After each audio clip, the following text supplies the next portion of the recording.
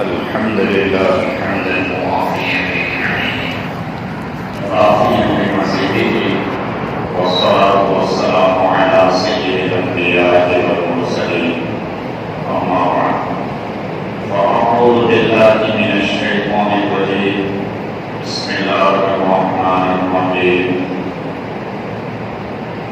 والصابرين والصادقين والقانتين والمنفقين بالأسحار صدق الله العظيم.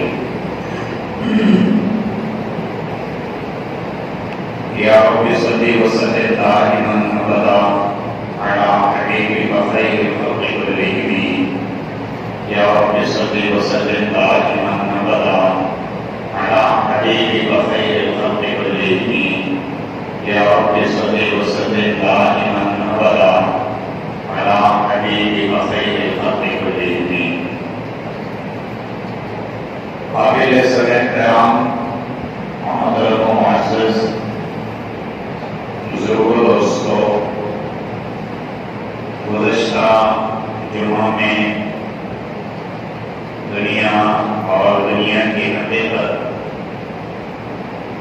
اسی طرح زندگی اور اس کے وہ چار مرحلے جو اللہ رب العزت نے ایک آسان سی پیاری سی مثال دے کر سمجھایا ہے، بتایا ہے، اس کا ذکر کیا گیا ہے.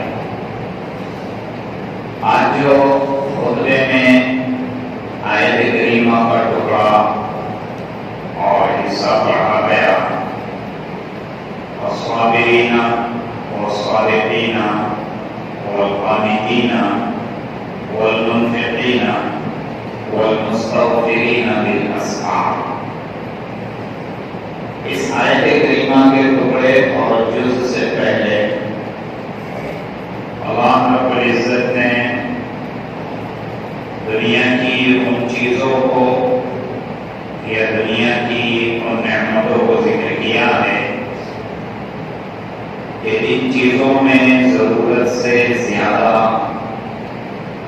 پڑھ کر انسان اپنی آخرت کو برباد کر دیتا ہے یا آخرت کا اپنا بڑا بھاری نقصان کر بیٹھتا ہے.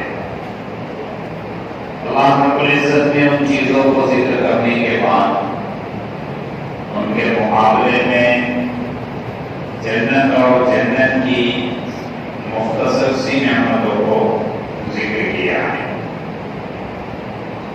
یہ وہ ذکر کرنے کے بعد جو آیت کا جز اور حصہ آپ کے سامنے پیش کیا گیا ہے، اس میں جنتیوں کے اوصاف اور ان کی صفاتوں کو ذکر کیا ہے. سب سے پہلے اللہ رب العزت نے دنیا کی ان نعمتوں کو ذکر فرمایا ہے کہ جن کے پیچھے لگ کر اور جن کی فکر میں انسان اپنی آخرت کو خراب کر دیتا ہے. زُيِّنَ لِلنَّاسِ حُبُّ الشَّهَوَاتِ مِنَ النِّسَاءِ وَالْبَنِينَ. یہاں سے اللہ رب العزت نے 6 نعمتوں کا ذکر کیا ہے. آیت کریمہ اگر پڑھتے ہیں تو اس میں دنیا کی 6 نعمتیں یا دنیا کی وہ 6 چیزیں ہیں کہ جو انسان پانے کے لیے کسی بھی حد تک جا سکتا ہے یا اپنی کوشش اور محنت کو لگا دیتا ہے. حب الشہوات من النساء والبنین والقناطر المقنطرة من الفضة والذهب. یہ 3 کو ذکر کیا. سب سے پہلے عورتوں کو ذکر کیا. اسی طریقے سے دوسرے نمبر پر نساء کے ذکر کے زُيِّنَ لِلنَّاسِ حُبُّ الشَّهَوَاتِ مِنَ النِّسَاءِ وَالْبَنِينَ، بیٹوں کا اولاد کا ذکر کیا. پھر سونے چاندی کے ٹکڑے ان کا ذکر کیا. اس کے بعد اللہ رب العزت نے چوتھے نمبر پر والخیل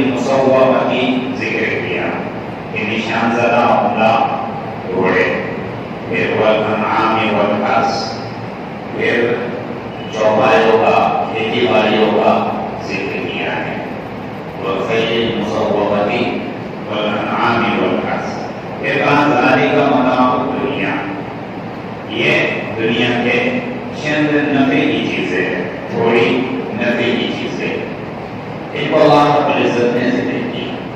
اب اگر یہ 6 چیزیں دیکھی جائے تو ہر انسان ان کے پیچھے پڑا ہے یا ان کے لیے زندگی گزارتا ہے۔ جہاں تک دنیا اور دنیا کی چیزوں کو کمانے کی بات ہے یا ان کے پیچھے لگنے کی بات ہے تو ضرورت کے حساب سے تو یہ برا نہیں ہے، اس لیے کہ دنیا اور دنیا کی چیزوں کی جو محبت ہے یہ فطری محبت ہے۔ ہاں اگر وہ حد سے زیادہ ہو جائے تو غلو کے درجے میں ہو جائے اور اتنی ہو جائے کہ جن کے پیچھے لگ کر آدمی اپنے اعمال کو، اپنے آخرت کو، اپنے عقائد کو خراب کر دے تو یہ مومن بن جاتی ہے۔ یہ ساری چیزیں اللہ کو برباد کر دیتی ہیں۔ ان چیزوں کو ذکر کرنے کے بعد اللہ رب العزت نے جنت کا ذکر فرمایا ہے کہ جنتیوں کے لیے جنت میں اللہ رب العزت جو چیزیں دے گا، تجری من تحتہا الانہار، جنات یعنی باغ کا ذکر کیا کہ اچھے خاصے باغات ہوں گے، خوش عیش نعمتیں ہوگی اور فراوانی کے ساتھ نعمتیں ہوگی، اللہ رب العزت نے یہ ذکر کیا۔ لیکن یہاں آیت میں صرف 3 نعمتوں کا ذکر کیا ہے۔ جہاں دنیا کی چیزوں اور نعمتوں کا ذکر کرنے کی باری آئی تو اللہ رب العزت نے 6 چیزوں کو ذکر کیا یا 6 نعمتوں کو ذکر کیا۔ اس کے مقابلے میں جب جنت کی نعمتوں کو ذکر کرنے کی باری آئی تو اللہ رب العزت نے صرف 3 نعمتوں پہ اکتفا کیا ہے۔ سب سے پہلے باغات، جنات جسے کہتے ہیں، اس کو ذکر کیا۔ اس کے بعد اللہ رب العزت نے ازواج المطہرہ کا ذکر کیا، یعنی پاکیزہ بیویاں ملیں گی، اور رضوان من اللہ۔ تیسری چیز جو ذکر کی وہ اللہ کی رضامندی سے ملے گی۔ یہ اس لیے ذکر کیا کہ جہاں تک اگر سونے چاندی کی بات ہو تو جنت میں تو حدیثوں میں آتا ہے کہ ایک مومن کو، مسلمان کو اس کے اعمال کی بدلے میں اللہ کے فضل سے اللہ رب العزت سونے کے محلات تک دے دے گا۔ ظاہر سی بات ہے اس کی دیواریں سونے کی، اینٹیں یاقوت وغیرہ کی ہوگی، پھر اس لیے یہاں پہ سونے چاندی کا ذکر کرنے کی ایسی کوئی ضرورت محسوس نہیں ہوئی۔ اور جہاں تک اولاد کی بات ہے، اولاد کی نعمت کی بات ہے، تو پہلی بات تو یہ ہے کہ جنت میں جانے کے بعد وہاں پہ کسی کو کوئی اولاد کا یا اولاد کی خواہش نہیں ہوگی۔ جیسے دنیا میں ہوتی ہے، آدمی سوچتا ہے کہ مجھے کوئی وارث ہونا چاہیے جو میری وراثت کو سنبھالے، یا کہ کوئی ایک ایسا بندہ اولاد ہونا چاہیے جو میری نسل کو آگے بڑھائے۔ تو جہاں تک میراث کا مسئلہ ہے اور وراثت کا مسئلہ ہے یا نسل کو بڑھانے کا مسئلہ ہے، جنت میں ایسا کوئی مسئلہ نہیں ہوگا، اس لیے اس کو ذکر نہیں کیا۔ تاہم محدثین نے یہ بات بھی ذکر کی ہے کہ حدیث میں آتا ہے وہاں پہ اگر کسی کو اولاد کی خواہش ہو جائے، یہ خواہش دل میں آ جائے کہ دنیا میں مجھے اولاد نہیں تھی، یہاں مجھے اولاد ہونا چاہیے، تو اللہ رب العزت اس کا مکمل نظام چلائیں گے، جیسے حور ہوگی یا اس کی بیوی وغیرہ خود ہوگی، چند منٹوں میں سارا پروسیسر ہوگا اور پھر اس کے لیے بیٹا وغیرہ ہو جائے گا، کیونکہ جنت نام ہی ہے ما تشتہی الانفس، کہ تمہارا جو چیز چاہے وہ تمہیں مل جائے گا۔ اس لیے اولاد وغیرہ کا ذکر نہیں کیا، سواریوں کا بھی ذکر نہیں کیا، اس لیے کہ جنت میں آدمی سوچے گا وہ چیز اس کے سامنے آ جائے۔ پھر بھی حدیث میں بات ذکر کی گئی ہے کہ اگر کسی کو ایسا من چاہے کہ مجھے اچھی سواری ملنی چاہیے، میں اس پہ بیٹھ کر کہیں جا سکوں، اڑ سکوں، تو اللہ رب العزت اس کے لیے بہترین سواری کا ذکر فرما دیں گے۔ تو اللہ رب العزت نے ان چیزوں کا ذکر نہیں فرمایا. ازواج مطہرہ پاکیزہ اور صاف ستھری عورتوں کا ذکر فرمایا کہ جنت میں اتنی پاکیزہ اور صاف ستھری عورتیں ہوگی کہ دنیا کے مقابلے میں بہتر سے بہتر ہوگی. پاکیزہ اور صاف ستھری اس لیے کہا کہ دنیا کی جو عورت ہوتی ہے اسے پسینہ بھی آتا ہے, سر میں تیل وغیرہ نہ ڈالے تو جوئیں پیدا ہو جاتی ہے, اور ہماری اوپر بہت بڑا عیب ہے جو ان کو آتا ہے اسی وجہ سے. یہ ساری چیزوں سے وہاں کی عورتیں پاک صاف ہوگی. تو چونکہ جنت کی بڑی اور عظیم نعمت ہے اس سے اس کو ذکر فرمایا ہے. اور تیسری جو نعمت ذکر کی وہ رضوان من اللہ, یہ تو سب سے بڑی نعمت کہ اللہ کی رضامندی, یہ سب سے بڑی نعمت ہے. اور ایک بات یہ بھی ذکر کی گئی کہ اللہ کی رضامندی ایک بڑی چیز بھی ہے. وہ رضوان من اللہ اکبر قرآن کریم میں دوسری جگہ بھی ذکر فرمایا ہے. تو یہ جنت کی نعمت, دنیا کی چیزوں کو 6 ذکر کیا, اس کے مقابلے میں جنت کی نعمتوں کو 3 ذکر کیا. اب یہ نعمتیں یا جنت کس کو ملے گی, اب ان کا ذکر فرما رہے ہیں. والصابرین والصادقین, یہ 5 اوصاف اور 5 صفتیں جن کے اندر ہوگی, یا جنتیوں کے اندر یہ 5 صفتیں ہوگی, ان کا ذکر کر رہے ہیں. سب سے پہلی صفت الصابرین, یہ صبر کرنے والے. دوسری صفت الصادقین, سچ بولنے والے, سچائی ہمیشہ زبان سے نکالنے والے. اور تیسری صفت قانتین, قرون یعنی عبادت گزار, اللہ کی اطاعت اور اللہ کا حکم بجا لانے والے. والمنفقین, اور چوتھی صفت اللہ کے لیے خیر کے راستوں میں خرچ کرنے والے. اور 5ویں صفت والمستغفرین بالاسحار, تہجد کے وقت سحر کے وقت استغفار کرنے والے, اللہ سے مغفرت طلب کرنے والے. تو یہ 5 چیزیں زندگی, یہ جنتیوں کے اندر 5 اوصاف ہوں گے, یا جن کے اندر یہ 5 صفتیں ہوگی ان کو جنت میں جانے سے کوئی روک نہیں سکے گا. سب سے پہلے صبر کی صفت ذکر کی.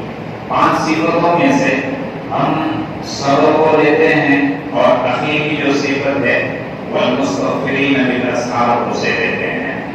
الصابرین, صبر کسے کہتے ہیں؟ جیسے ہم لوگوں کے ذہن میں یہ چیز بیٹھی ہوئی ہے کہ کوئی مصیبت آ جائے تو اس پر کوئی تذکرہ نہیں کرنا, شکوہ شکایت نہیں کرنا, اس کو سہ لینا, اسے صبر کہتے ہیں. یہ بھی صبر ہے. کسی نے گالی وغیرہ دی کہ اس کا جواب نہ دینا, خاموش رہنا, چپ رہنا, یہ صبر ہے. تو صبر کی صرف یہی ایک کیفیت ہمارے اور آپ کے ذہن میں بیٹھی ہوئی ہے. صبر کہتے ہیں 3 چیزوں کے نام کو. اگر یہ 3 چیزیں انسان مومن کے اندر آ جائے تو یہ مکمل صابر بن جائے گا, مکمل صبر کرنے والا مانا جائے گا. صبر میں 3 چیزیں آتی ہیں, یوں کہہ لو صبر کی 3 قسمیں ہیں. ان تینوں کو ملا کر مکمل صبر پیدا ہوتا ہے. سب سے پہلے صبر علی الطاعات, یعنی نیکیوں پر اپنے آپ کو جما دینا, نیکیوں پر اپنے آپ کو جما دینا. کیسے صبر ہوگا؟ مؤذن نے اذان دی, اب گھر میں بیٹھے ہوئے نفس اور شیطان یہ دونوں کک مان رہے کہ مسجد میں جانے کی ضرورت نہیں ہے, نماز بعد میں بھی پڑھ رہی ہے, ٹال مٹول کا حال ہے, لیکن دل 19-20 ہو رہا ہے کہ غیرت نہیں, مجھے مسجد میں جا کے نماز پڑھنی ہے. تو اب یہاں پہ نفس, شیطان اور انسان کی جنگ شروع ہو گئی. نماز پڑھنا ہے نہیں پڑھنا ہے. ادھر سے دونوں اس کو زور دے رہے کہ مت جا, بعد میں بھی پڑھ سکتا ہے. ادھر اس کا جی چاہ رہا کہ چلو جا کر مسجد میں نماز پڑھو. اب ان دونوں کو پچھاڑ دیا, خواہشات کے باوجود, سارے کاموں کے باوجود شیطان نفس ہر ایک کو تقاضے کو پیچھے ڈال دیا, اور پھر مسجد میں آ کے اللہ کے سامنے کھڑا ہو گئے. یہ ہے صبر کسے کہتے ہیں, کہ سارے تقاضوں کو پس پشت ڈال دینا اور نیکی پہ آ جانا, نیکیوں پہ جم جانا. یہ صبر کی پہلی قسم ہے. صبر کی دوسری قسم ہے گناہوں سے اپنے آپ کو روکنا. صبر عن المعصیت جسے کہتے ہیں, یہ بھی صبر ہے.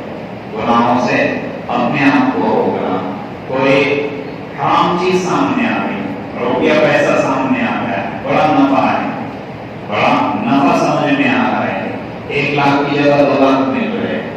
लाख की जगह 3 लाख एक्स्ट्रा मिल रहे हैं, लेकिन रास्ता हराम का है, जी भी लग जा रहा है, ये बार बार ऐसे मौके नहीं आते, ये गोल्डन चांस है।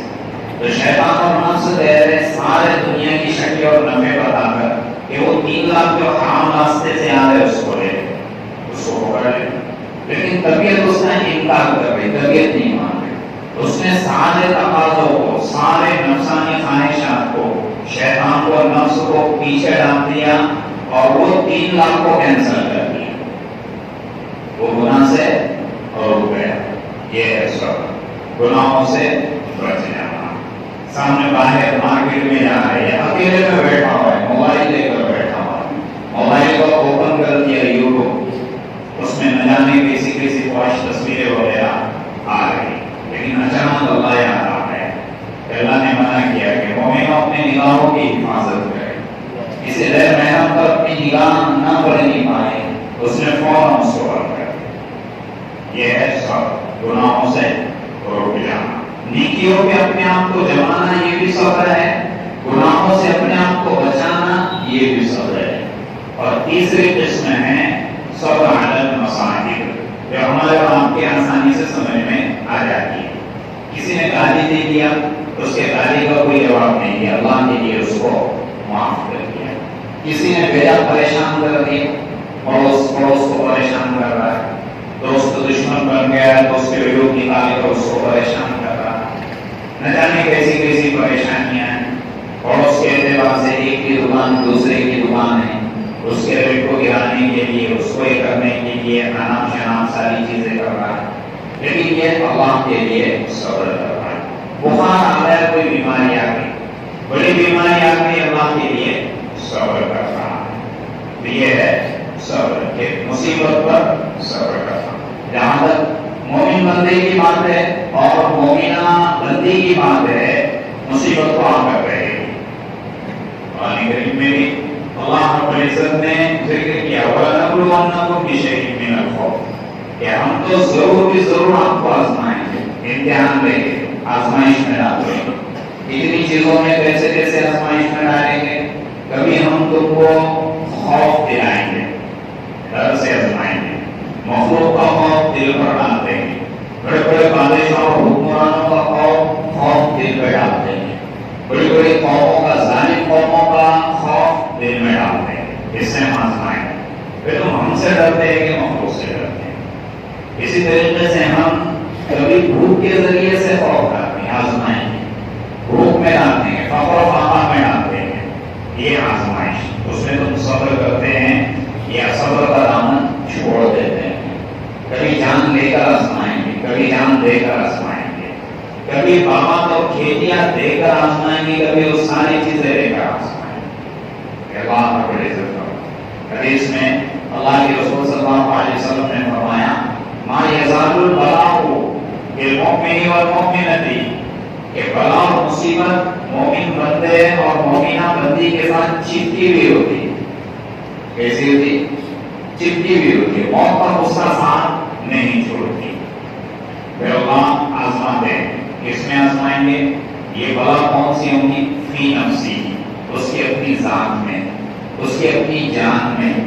कभी उसकी जात पे मुसीबत आएगी, कभी उसकी जान में मुसीबत आ जाएगी, बीमारियों के जरिए से और दीगर चीजों के जरिए से। गम का शिकार करके, मुसीबतों का शिकार करके हम आजमाएंगे। तो ये मुसीबतें बराबर आती रहेंगी।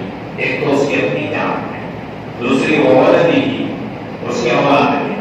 कभी औलाद देंगे तो औलाद को बीमारियां दे देंगे, कभी औलाद को छीन लेंगे, कभी औलाद का इंतकाल करा के अपने पास दे देंगे। ये आजमाइश मोमिन के साथ, मोमिना के साथ। और तीसरे किस्म को माली की, उसके माल में हम आजमाइश दे देंगे। कभी माल को इतना ज्यादा कर देंगे कि परेशान हो जाएगा, और कभी माल को इतना कम कर देंगे कि फखर फाका की नौबत पेश आए, बहुत कम कर देंगे। आजमाएंगे ये किसके पास जाता है, ये किससे मदद मांगता है, किससे मदद तलब करता है। तो ये सब्र और साबिरी, ये जन्नतियों की सिफत है। जो इस सिफत को अपने अंदर ले लेगा, जम जाएगा, ये तीनों सिफतों को अपने आप को नेकियों पे जमा देगा, अपने आप को गुनाहों से बचा लेगा اور آنے والی چھوٹی مصیبت ہو، آنے والی چھوٹی مصیبت ہو، چاہے ٹھوکر لگے یا بڑی سے بڑی مصیبت ہو، اس میں اپنے آپ کو اللہ کی طرف رجوع کرے گا، یہ مکمل صبر کرنے والا ہے۔ اور صبر کرنے والی کی فضیلت تو قرآن کریم نے ذکر کی کہ اللہ رب العزت ان کو بے حساب نہیں کیا جائے گا، بے حساب کرے گا، جس کا کوئی شمار نہیں ہو۔ اور ایک فضیلت اور اہمیت یہ ذکر کی کہ ان اللہ مع الصابرین، اللہ تو صبر کرنے والوں کے ساتھ۔ اور ہم نے بڑا بہترین جواب دیا سوال پیدا کر کے کہ صبر کرنے والا افضل ہے یا شکر کرنے والا افضل؟ کہ جن پر مصیبتیں آتی ہے وہ صبر کرتے ہیں آگے بھی، اور جن کو نعمتیں ملتی ہے ایک کی جگہ دو، دو کی جگہ تین، یہ شکر کرنے والے، نعمت پہ اللہ کا شکر کرنے والے۔ تاکہ اس میں سب سے اہم اور فضیلت والا کون سا شخص ہے، صابر ہے یا شاکر ہے؟ مفسرین نے جواب دیا کہ صبر کرنے والا یہ سب سے اہم ہے، سب سے قیمتی ہے۔ اس کی وجہ بھی بڑی پیاری ذکر کی، ذکر یہ کی کہ جہاں نعمتوں کا ذکر اللہ رب العزت نے فرمایا لیکن شکرتم لنزیدنکم، کہ ہماری نعمتوں پہ اگر تم شکر گزاری کرو گے تو ہم نعمتوں کو بڑھائیں گے، اضافہ کریں گے، ایک کے 10 دیں گے، ایک کے 700 دیں گے، بے انتہا دے دیں گے۔ اللہ رب العزت نے آگے ہم نعمتوں کو بڑھائیں گے۔ لیکن جہاں صبر کی بات آئی اور صابرین کی بات آئی تو اللہ رب العزت نے فرمایا ان اللہ مع الصابرین، کہ اللہ صبر کرنے والوں کے ساتھ۔ تو جس کے ساتھ اللہ ہو جائے، ایک ہے کسی کے ساتھ اللہ کا ہو جانا اور ایک ہے کسی کے پاس اللہ کی نعمتوں کا ہونا، ظاہر سی بات ہے زمین آسمان کا فرق ہے، زمین آسمان کا فرق ہے۔ جس کے پاس اللہ ہے اس کے پاس سب کچھ ہے، جس کے پاس اللہ کی نعمتیں ہیں ضروری نہیں کہ اس کے پاس سب کچھ ہو۔ ہارون رشید کے زمانے میں ہارون رشید نے اپنے دربار میں بلایا، اپنے درباریوں کو بلایا، یہ جتنے کاریگر وغیرہ تھے کام کرنے والے سب کو بلایا اور سب کو انعامات سے نوازنا چاہا، تحفے تحائف دینا چاہا۔ بادشاہوں کا موڑ ہوتا ہے، کبھی موڑوں میں آ جائے تو نعمتوں سے نوازتے ہیں، موڑ خراب ہو جائے تو گردنیں اڑا دیتے ہیں۔ ہارون رشید نے بلایا، خزانے کی بہترین قیمتی چیزیں منگوایا، کسی کو کچھ دیا، کسی کو کچھ دیا۔ آگے تمہیں کیا چاہیے؟ سب کہہ رہے کہ مجھے یہ چاہیے، وہ چاہیے، یہ چاہیے، سب نے دے دیا۔ ہارون رشید کی باندھی اس کے بازو میں کھڑی ہوئی تھی، آگے تجھے تو خواہش نہیں ہے کسی چیز کے لینے کی، تو بھی کوئی آفر کر طلب کر کے آئے، جب تجھے کیا چاہیے؟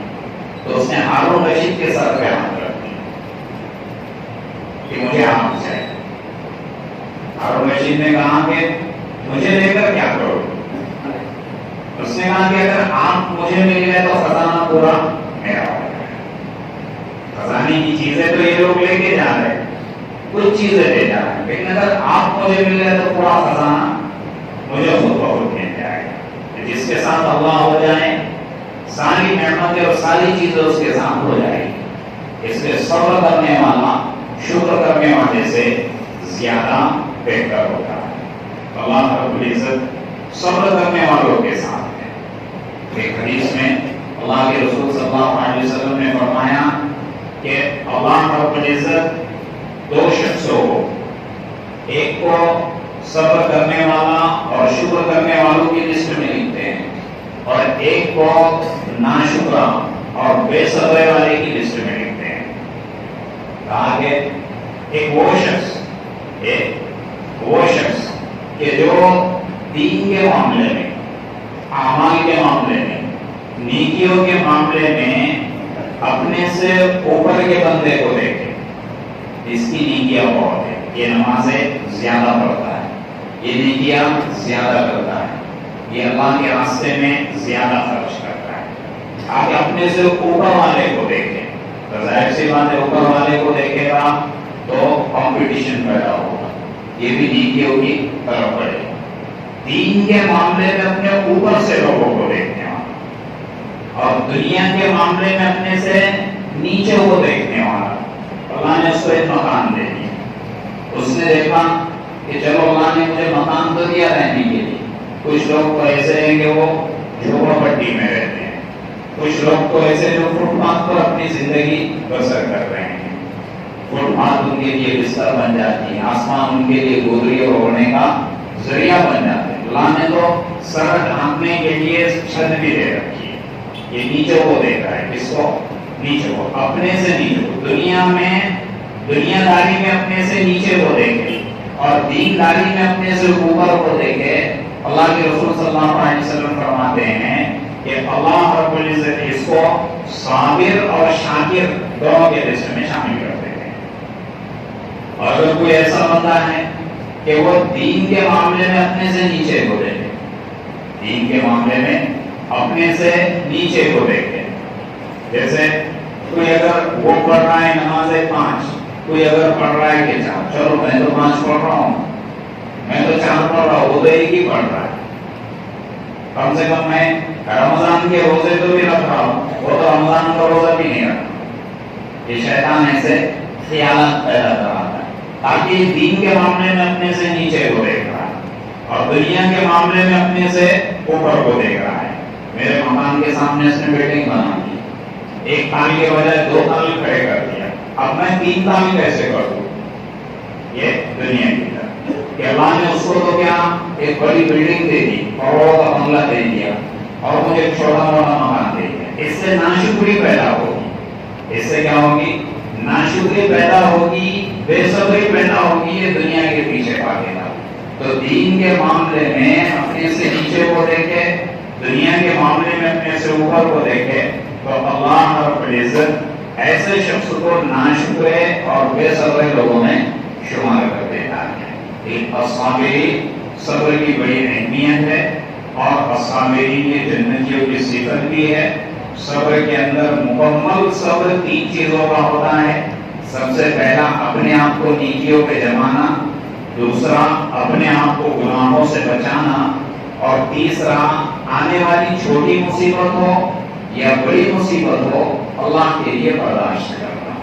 یہ ہے الصابرین، جو پہلی صفت تھی جنتیوں کی۔ آگے اللہ رب العزت نے 3 اور 4 ذکر کیا، جو 5 صفتیں آیت کے تحت ذکر کی گئی تھی۔ انشاءاللہ آئندہ جمعہ میں اگلی صفتوں پر بات کی جائے گی۔ اللہ مجھے بھی عمل کی توفیق عطا فرمائے۔ وقال النبی صلی اللہ علیہ وسلم من لزم الاستغفار جعل اللہ له من کل ہم فرجا ومن کل ضیق مخرجا ورزقه اللہ من حیث لا يحتسب، او کما قال علیہ الصلاۃ والتسلیم۔ یا رب صلی وسلم دائما ابدا علی حبیبک خیر الخلق کلہم، یا رب صلی وسلم دائما ابدا علی حبیبک خیر الخلق کلہم، یا رب صلی وسلم دائما ابدا علی حبیبک خیر الخلق کلہم۔ قابل سن احترام محترم و معزز بزرگوں، دوستو، جو آیت کریمہ پڑھی گئی وہ ایک آیت کا جز اور ٹکڑا ہے۔ اسی آیت کے متعلق گزشتہ جمعہ میں کچھ باتیں آپ کے سامنے پیش کی گئی تھی، اور اسی ٹکڑے کو لے کر جو باتیں بچی ہے، چند وہ باتیں جو پچھلے جمعہ میں رہ گئی تھی وہ ابھی پیش کی جا رہی ہے۔ خطبے میں جو آیت کریمہ کا ٹکڑا اور جز پڑھا گیا، الصابرین والصادقین والقانتین والمنفقین والمستغفرین بالاسحار، اس کے اندر یہ بات ذکر کی گئی تھی کہ اس میں جنتیوں کے اوصاف کو ذکر کیا جا رہا ہے۔ 5 اوصاف ذکر کیے گئے۔ سب سے پہلے صبر کو ذکر کیا، دوسرے نمبر پہ صدق کو ذکر کیا، تیسرے نمبر پہ قنوت کو ذکر کیا، چوتھے نمبر پہ انفاق فی سبیل اللہ کو ذکر کیا، اور پانچویں نمبر پہ استغفار کو ذکر کیا۔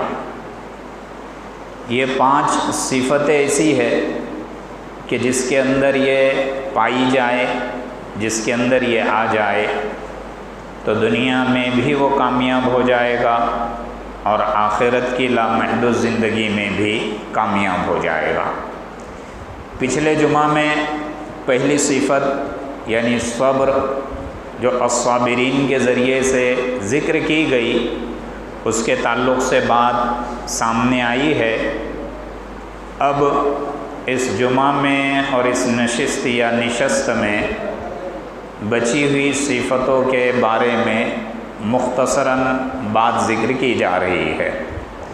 دوسری صفت ذکر کی الصادقین کہ جنتیوں کی صفت صدق اور سچائی ہے، اقوال کے اعتبار سے بھی، افعال کے اعتبار سے بھی، یعنی زبانوں کے اعتبار سے بھی یہ لوگ سچے ہیں اور اعمال کے اعتبار سے بھی یہ لوگ سچے ہیں۔ جب بھی زبان سے بولتے ہیں تو سچی بات زبان سے نکالتے ہیں، جھوٹ ان کے پاس نہیں ہوتا، دکھلاوا اعمال میں ان کے پاس نہیں ہوتا، اعمال میں ریاکاری نہیں ہوتی، صرف اور صرف سچائی اور امانت داری ہوتی ہے۔ یہ وصف اگر کسی کے اندر آ جائے تو اللہ رب العزت اس کو جنت کے راستے پر لا لیتے ہیں اور مرنے کے بعد جنت میں اس کا داخلہ فرما دیتے ہیں۔ سچائی یہ اتنی بڑی صفت ہے کہ انسان اگر ٹھان لے اور یہ عزم کر لے کہ مجھے زندگی میں کبھی جھوٹ نہیں بولنا ہے، صرف اور صرف سچ ہی بولنا ہے، تو وہ ہر قدم پھونک پھونک کر رکھے گا اور ہر بات زبان سے جو نکالنی ہے سوچ سوچ کر اور تول تول کر بولے گا۔ وہ مذاق میں بھی جھوٹ نہیں بولے گا۔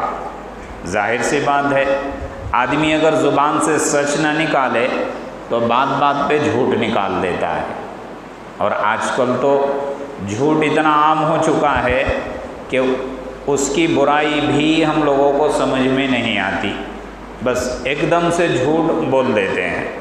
اور فون کے زمانے نے اور فون نے تو انسان کو بلکہ اچھے اچھے دینداروں کو جھوٹا بنا دیا ہے۔ مثلاً فون پر ہے، گھر میں ہیں بیٹھے ہوئے، سامنے والا دیکھ نہیں رہا، کہہ دیا آفس میں ہے، کہہ دیا راستے میں ہے، کہہ دیا 5 منٹ میں آیا، 2 منٹ میں آیا، 1 منٹ میں آ گیا، کہیں اور ہے لیکن پتہ اور جگہ کہیں اور کا دے رہے ہیں کہ یہاں پہ ہوں، میں اس کے پاس ہوں، اس کے پاس ہوں۔ تو فون کے اوپر نہ جانے دن بھر میں ہم لوگ کتنے جھوٹ بول دیتے ہیں۔ جھوٹ کا گناہ بھی ہے، ایک جھوٹ اگر بولیں گے تو وہ جھوٹ 100 جھوٹ کے راستے نکالتا ہے، کم از کم 10 جھوٹ کے راستے نکالتا ہے۔ لیکن اگر ایک سچی بات کہہ دو گے، جھوٹ کے سارے راستے بند ہو جائیں گے، سچائی کا صرف ایک راستہ کھلے گا اور وہی چلے گا۔ تو سچ میں سچائی میں نجات بھی ہے، جس نے سچ بات کہی وہ نجات پا لیا، جس نے جھوٹ بات کہی وہ پکڑ میں آ گیا۔ تو دوسری صفت آیت میں جو ذکر کی گئی وہ صدق اور سچائی کی ہے کہ جنتیوں کی صفت ہے۔ اللہ کرے یہ صفت میرے اور آپ کی زندگی میں آ جائے۔ اسی طریقے سے تیسری صفت ذکر کی گئی القانتین، قنوت۔ قنوت کسے کہتے ہیں؟ قنوت کہتے ہیں مکمل تابعداری کو، کہ ہم اللہ رب العزت کی اور اللہ کے رسول صلی اللہ علیہ وسلم کی مکمل اطاعت کر لے، ڈاواں ڈول نہ ہو، ناپ تول میں کمی نہ ہو، بلکہ مکمل ہم اللہ اور اس کے رسول کی اطاعت کرے، اسے قنوت کہتے ہیں۔ ایسی زندگی کو یا ایسی زندگی اپنانے کو قنوت کہتے ہیں۔ یہ کوئی بھی عمل ہو، زندگی کا کوئی بھی شعبہ ہو، دین کا شعبہ ہو یا دنیا کا شعبہ ہو، ہماری اپنی ضروریات کا شعبہ ہو یا یہ کہ ہماری اپنی سہولیات کا شعبہ ہو، زندگی کے جس شعبے میں ہم رہتے ہیں اس میں اللہ اور اس کے رسول کی مکمل اطاعت لازمی اور ضروری ہے، اور جو اس کو اپنا لیتا ہے وہ قنوت والی صفت میں آ جاتا ہے۔ تو قانتین کی صفت ذکر فرمائی، یہ تیسرے نمبر پہ ذکر کی صفت۔ چوتھی صفت ذکر کی والمنفقین، انفق ينفق انفاق، اس کے معنی آتے ہیں اللہ کے لیے خرچ کرنا، اللہ کے لیے خرچ کرنا۔ ایک ہے اللہ کے لیے خرچ کرنا واجب اور فرض ہے، جیسے زکوٰۃ اگر واجب ہو جائے تو وہ دینا ضروری ہے، لازمی ہے، اس کے بغیر چارہ کار نہیں ہے۔ اسی طریقے سے کھیتی باڑی ہے، عشر اس میں واجب ہو جائے، اناج کا زکوٰۃ نہیں عشر نکلتا ہے، وہ بھی دینا لازمی اور ضروری ہے۔ اور جو ہے نفلی صدقات وغیرہ، جیسے ضرورت مندوں کی ضرورت کو پوری کرنا، اسی طریقے سے قریبی رشتہ داروں میں جو ضرورت مند ہو صلہ رحمی کے طور پہ ان کی مدد کرنا، یہ سب نفلی صدقات میں آتے ہیں۔ اللہ کے راستے میں اللہ کے لیے خرچ کرنا، اللہ کے گھر کے لیے خرچ کرنا، دین کے جس شعبے میں دین کے کو کسی چیز کی ضرورت پڑ رہی ہے اس ضرورت میں اپنے مال کو لگانا، اپنے مال کو خرچ کرنا، یہ انفاق فی سبیل اللہ کہلاتا ہے۔ تو چاہے آپ واجبی طور پر اور فرض کے طور پہ اپنے مال کو اللہ کے لیے خرچ کرو، یا یہ کہ نوافل اور ثواب کی نیت سے مباح طور پہ اپنے مال کو اللہ کے لیے خرچ کرو، یہ ساری صورتیں انفاق فی سبیل اللہ میں آ جاتی ہے۔ ہزاروں واقعات صحابہ رضی اللہ عنہم کی زندگی کے پڑے ہوئے ہیں کہ اگر ہم ایک بھی صحابی کی زندگی کو لے لیں کہ انہوں نے اپنے مال کو، اپنے دنیا کو اللہ اور اس کے رسول کے لیے کتنا خرچ کیا، ساری چیزیں اور ساری وضاحتیں سامنے آ جائے گی۔ اور انفاق کی بڑی فضیلت بھی آئی ہے، حدیث میں آتا ہے، بخاری اور مسلم کی روایت ہے کہ روزانہ صبح میں دو فرشتے، ایک فرشتہ دعا کرتا ہے اور دوسرا فرشتہ بد دعا کرتا ہے۔ پہلا فرشتہ جو دعا کرتا ہے وہ یہ دعا کرتا ہے کہ اے اللہ، جو تیرے دیے ہوئے مال کو تیری نسبت پہ لگائے گا، تیرے ہوئے دیے مال کو تیری نسبت پہ لگائے گا تو اس کے مال میں خوب خوب برکت عطا فرما۔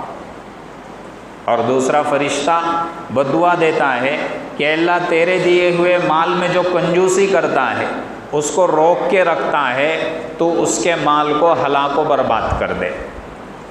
تو انفاق فی سبیل اللہ، چاہے ہر چیز ہر صورت اس میں آ جاتی ہے، لہٰذا ضرورت مندوں کو دینا اور اللہ کے لیے خرچ کرنا، یہ ساری چیزیں اس میں آ جائے گی، اور یہ مومن کی صفت ہے۔ یہ چوتھی صفت کو یہ ذکر کیا کہ دنیا میں مومن کی صفت اور جنت میں جنتی کی صفت ہے۔ پانچویں صفت ذکر کی والمستغفرین بالاسحار، کہ یہ کثرت سے استغفار کرنے والے ہیں، استغفار اور توبہ کرنے والے ہیں۔ ایسے تو استغفار کی بڑی فضیلت ہے، کثرت سے استغفار کرنا اس کے بڑے فضائل ہے، احادیثوں میں بڑی فضیلتیں ذکر کی گئی، لیکن اس میں یہ بات ذکر کی گئی ہے کہ تہجد کے وقت استغفار کرنا یہ بھی ایک خاص فضیلت رکھتا ہے۔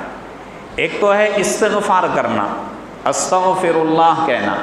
استغفار کہتے ہیں کہ اپنے گزشتہ گناہوں پر ندامت اور شرمندگی کرتے ہوئے اللہ سے بخشش طلب کرنا، اللہ سے معافی طلب کرنا، اسے استغفار کہتے ہیں۔ اور استغفار کی بڑی برکت ہے۔ استغفار کو شارٹ کٹ میں آپ یہ سمجھ لیں، یہ سن لیں کہ یہ ہر پرابلم کی ماسٹر کی ہے، ہر پریشانی کی یہ ماسٹر کی ہے کہ اس سے ہر مسئلہ حل ہوتا ہے۔ اللہ رب العزت نے اس میں اتنی برکتیں رکھی ہے کہ استغفار کی برکت سے اللہ رب العزت سارے مسائل کو حل فرما دیتے ہیں۔ جو حدیث آپ کے سامنے پیش کی گئی اس میں اللہ کے رسول صلی اللہ علیہ وسلم نے فرمایا، من لزم الاستغفار، اس روایت میں کہ جو استغفار کو لازم پکڑ لے، لازم پکڑنے کا مطلب کہ کثرت سے استغفار کرے، جب کبھی موقع ملے استغفر اللہ کہہ لے، جب کبھی موقع ملے استغفر اللہ کہہ لے، وقت جیسی خالی مل جائے ادھر ادھر کی باتیں سوچنے کے بجائے، ادھر ادھر کی باتیں کرنے کے بجائے استغفر اللہ کہہ لے۔ جو شخص اس عمل کو لازم پکڑ لے گا، اس روایت میں ذکر کیا کہ اللہ رب العزت اس کی 3 پریشانیوں کو ختم کر دیں گے، اس کی 3 پریشانیوں کو ختم کر دیں گے۔ سب سے پہلی پریشانی جعل اللہ لہ من کل ہم فرجا، کہ ہر غم سے اللہ اس کو نجات دے دیں گے، ہر فکر سے اللہ رب العزت اس کو نجات دے دیں گے۔ کسی بھی چیز کا اس کو غم لاحق ہو گیا، اللہ اس کو اس غم سے نکال دیں گے، اس کا غم ہلکا کر دیں گے، اس کی غم والی مصیبت کو ٹال دیں گے۔ یہ سب سے پہلا فائدہ، پہلا نفع۔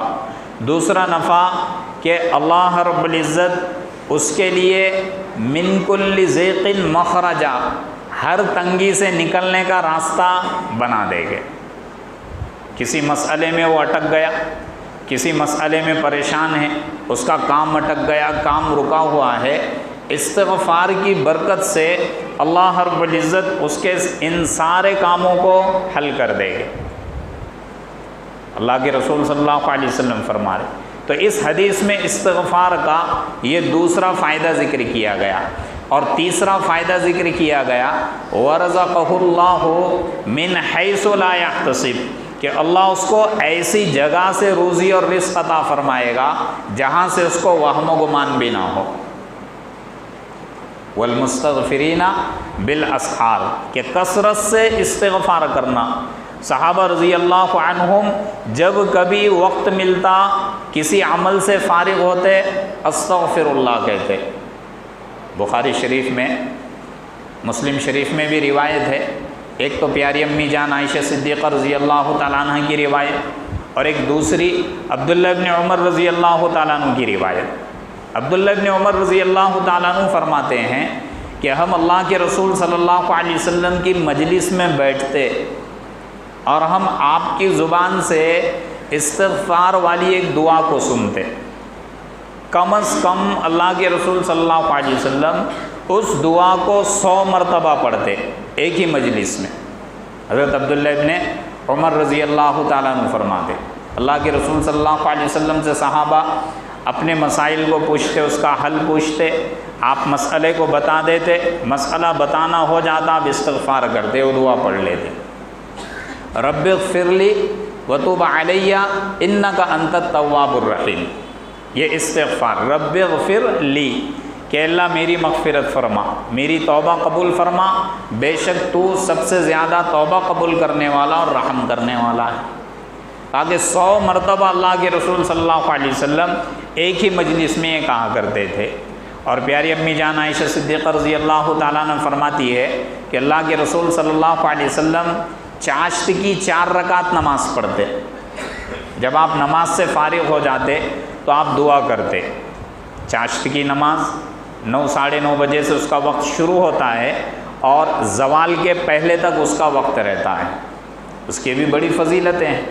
اللہ کے رسول صلی اللہ علیہ وسلم جب اس نماز سے فارغ ہو جاتے تو دعا کرتے، اللہم اغفر لی وتب علی انک انت التواب الرحیم۔ عبداللہ ابن عمر کی روایت میں رب اغفر لی ہے، اور پیاری امی جان عائشہ صدیقہ رضی اللہ تعالیٰ عنہ کی روایت میں اللہم اغفر لی ہے۔ تو دونوں جگہ ہے کہ اللہ کے رسول تو بخشائے ہیں، لیکن پھر بھی کثرت سے استغفار کر دے۔ ایک روایت میں اللہ کے رسول صلی اللہ علیہ وسلم نے فرمایا کہ میں دن میں سے 70 مرتبہ سے زیادہ استغفار کرتا ہوں، اللہ سے بخشش طلب کرتا ہوں۔ تو استغفار کی یہ برکت ہے، اور بہت سارے تو حدیث میں ذکر کیا۔ قرآن کریم میں ایک ہی آیت میں، قرآن کریم میں ایک ہی آیت میں اللہ رب العزت نے استغفار کے 6 نفع اور 6 فائدے کو ذکر کیا۔ حضرت حسن بصری رحمۃ اللہ علیہ بیٹھے ہوئے تھے، شاگردوں کو سبق پڑھا رہے تھے۔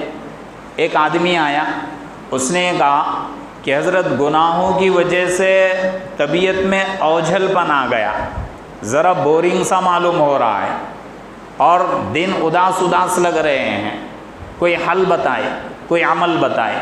حضرت حسن بصری رحمۃ اللہ علیہ نے فرمایا کہ کثرت سے استغفار کرو۔ یہ آج کے ماحول میں بھی ایسا ہوتا ہے کہ لوگ کہتے ہیں کہ دن بڑے کیسے لگ رہے ہیں، اداس اداس لگ رہے ہیں، پانی کی طرح دن جا رہے ہیں، آگے چلے گیا۔ پھر دوسرا شخص آیا، اس نے کہا کہ میں فلاں فلاں بستی سے ہوں اور وہاں پہ بارش نہیں ہو رہی ہے، بارش نہ ہونے کی وجہ سے کھیتیاں سوکھی جا رہی ہے اور کھیتیاں ختم ہو جائے گی۔ حضرت حسن بصری رحمۃ اللہ علیہ نے فرمایا کہ آپ کثرت سے استغفار کریں۔ یہ شخص بھی چلا گیا۔ پھر دوسرا شخص آیا، اس نے شکایت کی کہ مجھے اولاد نہیں ہے، ایک نے یہ شکایت کی، اور ایک بات یہ ذکر کی کہ دوسری شکایت کی کہ میری صرف بیٹیاں ہی بیٹیاں ہے، بیٹے مجھے ہیں نہیں، وارث کی تلاش ہے، وارث کی ضرورت ہے۔ حضرت حسن بصری رحمۃ اللہ علیہ نے فرمایا کہ آپ کثرت سے استغفار کیجیے۔ بہرحال آتے گئے، کسی نے باغ کی شکایت لا لی، کسی نے کھیتی باڑی کی شکایت لا لی، اور کسی نے ندیوں کے سوکھنے کی، کنوؤں کے اور بور کے سوکھنے کی شکایت لائی۔ حضرت حسن بصری رحمۃ اللہ علیہ نے فرمایا استغفار کر لی۔ جب یہ سارے لوگ یکے بعد دیگرے آتے گئے اور نکلتے گئے، اپنا علاج لے کر چلے گئے، تو شاگردوں نے یہ کہا کہ حضرت ہر کوئی اپنا مسئلہ الگ الگ لے کر آیا، لیکن آپ نے جو ٹریٹمنٹ دیا وہ ایک ہی دیا، سب کو ایک طرح کی ٹیبلٹ دی دی یا سب کو ایک ماسٹر کی بتا دی۔ حضرت حسن بصری رحمۃ اللہ علیہ نے فرمایا کہ یہ نسخہ میرا اپنا نہیں ہے، یہ تو اللہ رب العزت خود فرما رہے ہیں، استغفروا ربکم انہ کان غفارا۔ یہ پہلا فائدہ کہ اپنے رب سے تم کثرت سے استغفار کرو، بخشش طلب کرو، سب سے پہلا نفع ملے گا، اللہ تمہارے گناہوں کو معاف کر دے گا، اندر کی بے چینی کو ختم کر دے گا۔ گناہوں کی نحوست کی وجہ سے آدمی بڑا پریشان ہوتا ہے، آدمی سکون کی تلاش میں نہ جانے کیسی کیسی چیزیں استعمال کرتا ہے۔ دل کا اطمینان، بڑے بڑے بنگلوں سے دل کا اطمینان نہیں ہو جاتا، اے سی میں بیٹھنے سے دل کا سکون نہیں ملتا، چمڑی کو ٹھنڈک مل سکتی ہے، اے سی سے بدن کو ٹھنڈک مل سکتی ہے، لیکن دل کو ٹھنڈک نہیں مل سکتی۔ یہ گناہوں کی نحوست کی وجہ سے انسان اندر سے بے چین ہوتا ہے۔ اس بے چینی کو اگر ختم کرنا ہو تو کثرت سے استغفار کرنا پڑے گا۔ یہ اللہ رب العزت نے پہلا نفع بتایا۔ پھر دوسرا نفع یرسل السماء علیکم مدرارا، کہ کثرت سے اگر تم استغفار کرو گے تو اللہ آسمان سے موسلا دھار بارش برسائے گا۔ بارشوں کا رک جانا یہ گناہوں کی وجہ سے ہوتا ہے۔ اللہ تو بنا پانی کے بھی پلانے پر اور زندہ رکھنے پر قدرت رکھتے ہیں۔ اللہ نے تو دنیا کو دارالاسباب بنایا، اللہ بنا پلائے اور بنا کھلائے اپنے مخلوق کو زندہ رکھ سکتے ہیں۔ اللہ اتنے طاقتور اور قدرت والے ہیں، لیکن اللہ نے اس کو دارالاسباب بنایا۔ گناہوں کی نحوست سے بارش رک جاتی ہے، کثرت استغفار سے بارش آنا شروع ہو جاتی ہے۔ وَيُمْدِدْكُمْ بِأَمْوَالٍ وَبَنِينَ، یہ تیسرا اور چوتھا نفع کہ مالوں کی بڑھوتری ہو جائے گی، اللہ مالوں کی تنگی کو دور کر دے گا۔ جن کو صرف اگر بیٹیاں آئے بیٹے دے دے گا، جن کو کوئی اولاد نہیں اللہ ان کو اولاد عطا کر دے گا۔ وَيَجْعَلْ لَكُمْ جَنَّاتٍ وَيَجْعَلْ لَكُمْ أَنْهَارًا، اس میں دو نفع اور ذکر کیے کہ جن کی کھیتی باڑیاں سوکھ رہی ہے یا زمین پکانے اور اگانے کے کام کی نہیں ہے، اللہ اس زمین کو نفع بخش بنا دے گا۔ جن کے کنویں اور بور ٹیوب ویل سوکھ چکے ہیں، استغفار کی برکت سے اور استغفار کی کثرت سے اللہ رب العزت اس میں پانی لا لے گا۔ تو حضرت حسن بصری رحمۃ اللہ علیہ فرماتے ہیں کہ یہ اللہ کا دیا ہوا نسخہ ہے۔ آدمی کو کام کیا ہے؟ گھر سے اگر دکان پہ جاتا ہے تو ادھر ادھر نگاہیں ڈالنے کے بجائے، اس کے خیالات لانے کے بجائے استغفر اللہ استغفر اللہ استغفر اللہ، چلتے پھرتے آدمی کتنے ہزاروں دفعہ کیا کر سکتا ہے؟ اس کو پڑھ سکتا ہے۔ دن میں سے 200 مرتبہ پڑھ لے، کہ جتنا پڑھے یہ اتنا اچھا ہے۔ استغفار کی برکت سے آدمی مستجاب الدعوات بن جاتا ہے۔ مستجاب الدعوات ایسے شخص کو کہتے ہیں کہ جس کی ہر دعا اللہ قبول کرتے ہیں۔ ہر دعا اللہ قبول کرتے ہیں۔ ایک واقعہ لکھا ہے، مستجاب الدعوات لوگوں کی کتاب ہے، اس میں ایک واقعہ لکھا ہوا ہے۔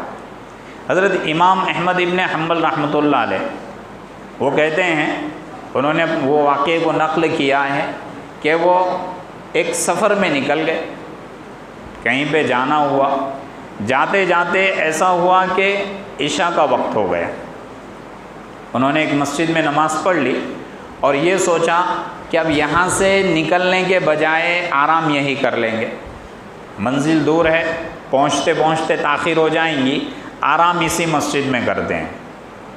جیسے عشاء کی نماز پڑھنے کے بعد لیٹے، بستر اپنا لگایا، جو ساتھ میں تھا سفر میں، مسجد کا مؤذن یا ذمہ دار آ گیا، مسجد کا ذمہ دار آ گیا اور ان کو نکالنے لگا، دھتکارنے لگا، یہاں کہاں سو رہے، چلو یہاں سے نکل جاؤ، یہ مسجد یہاں سونے کی جگہ نہیں، یہاں کسی کو سونے نہیں دیا جاتا۔ ہوتا ہے بعض مسجدوں میں، کہیں تو صدر نکال کر پھینکتا ہے، کہیں مؤذن نکال کر پھینکتا ہے، کہیں امام نکال کر پھینکتا ہے۔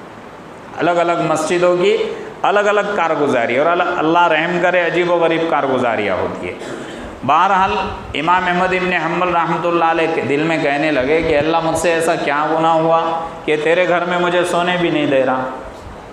کہا کہ میں مسجد سے باہر نکل گیا، مسجد کے سامنے اپوزٹ سائیڈ میں سامنے ہی ایک نان بائی کی دکان تھی، تندوری روٹی جو بناتے ہیں، روٹی بنانے والی کی۔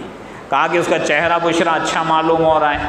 کہا میں اس کے پاس گیا اور میں نے یہ کہا کہ میں رات میں سفر نہیں کر سکتا، تیری ڈیوٹی رات کی ہوگی، تو یہاں اگر بیٹھ رہا ہے، سردی کا موسم بھی ہے، تھوڑی میں آگ سیک لوں گا، میں یہاں تیرے پاس بیٹھتا ہوں، فجر کا وقت ہوگا میں فجر پڑھ کر نکل جاؤں گا۔ اس نان بھائی نے کہا کہ ٹھیک ہے، اچھی بات ہے، آپ رک جائیں، بیٹھیں یہاں پہ۔ امام احمد ابن حنبل رحمۃ اللہ علیہ فرماتے ہیں کہ میں اس کو دیکھ رہا تھا کہ اس کے زبان سے کلمہ نکلتا ہے استغفر اللہ، پھر وہ روٹی کا پیڑا بناتا ہے، جب تیار ہو جاتا ہے کہتا ہے استغفر اللہ، پھر اس کو چپٹا کرتا ہے، پھر کہتا ہے استغفر اللہ، پھر اس کو تندور میں لگاتا ہے، پھر کہتا ہے استغفر اللہ، پھر تندور سے نکالتا ہے، کہتا ہے استغفر اللہ۔ میں اس کو دیکھ کر مسکرانے لگا۔ امام احمد ابن حنبل کو اس نے دیکھا تو پوچھا آپ مسکرا کیوں رہے ہیں؟ تو امام صاحب نے فرمایا کہ میں دیکھ رہا ہوں کہ تمہاری زبان سے کثرت ذکر، کثرت استغفار نکل رہا ہے۔ تو مسکرانے لگا اور کہنے لگا کہ ہاں میں کثرت سے اس کو پڑھتا ہوں، اور اس کی برکت یہ ہے کہ اللہ نے مجھے مستجاب الدعوات بنا دیا ہے، کہ اللہ میری ہر دعا قبول کرتا ہے۔ وہ کہنے لگے، اتنا کہنے کے بعد وہ رک گیا، اپنے کام میں لگ گیا اور ہلکے سے مسکرا دیا۔ پھر امام صاحب نے اس سے پوچھا کہ تم نے کیوں مسکرایا؟ تو اس نے کہا کہ آج تک کی میری ساری دعائیں قبول ہو چکی ہے، صرف ایک دعا کے قبول ہونے کے میں انتظار میں ہوں۔ کہا کون سی دعا ہے؟